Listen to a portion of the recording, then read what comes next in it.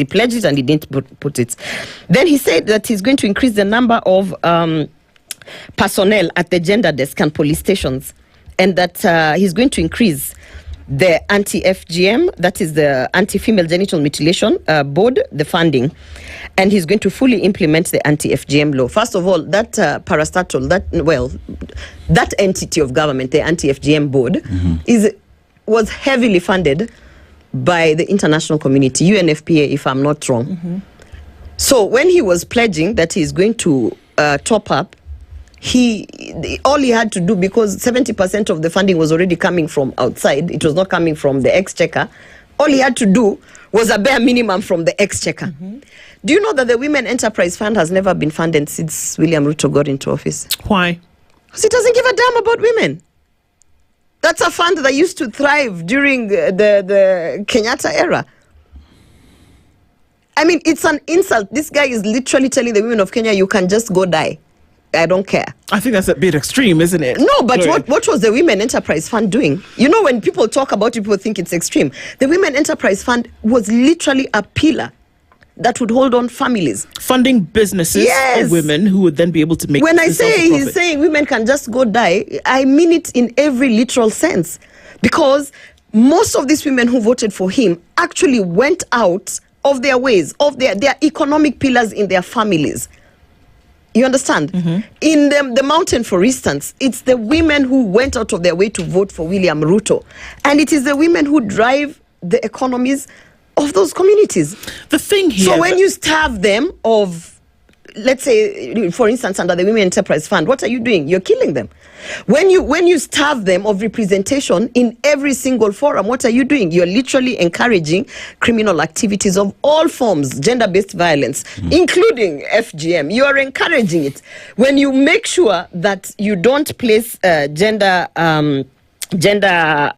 desks, when you don't equip the gender desks with more people, personnel, and resources, you are basically saying, I don't care that in the event that women go through whatever it is they are going through, whether it is being raped or being attacked or those domestic, you're basically saying, I don't care.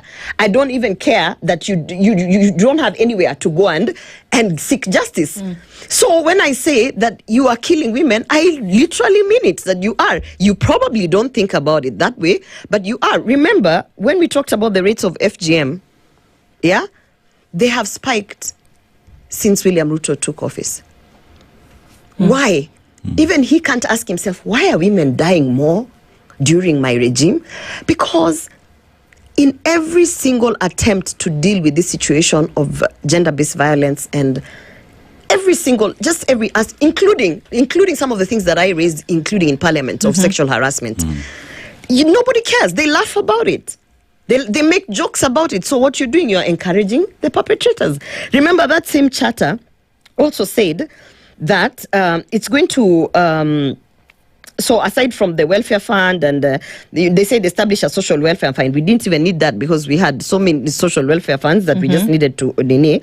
And then they said that there was a stipend, but then also here, this is what I wanted to say, operationalize the Victim Protection Board. That doesn't need anything. We even brought it to the Senate.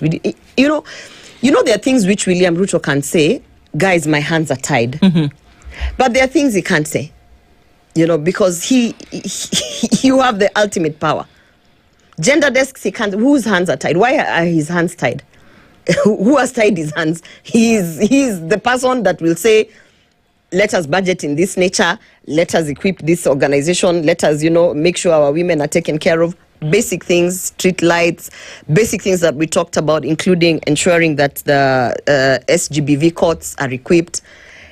Actually, if you ask me, the only thing that William Ruto attempted to do, and it's because I threw a tantrum in State House, and that's why they call me mad, he attempted to provide free sanitary pads. When I say attempted, I made such a fuss about it. The whole international community was on board. The First Lady of Sierra Leone was calling the First Lady of Kenya to ask about this legislator. Can we sit down? Because this is an issue that as a country we are dealing with. I made such a big fuss about it that he couldn't ignore it. And then he gave us 1 billion that financial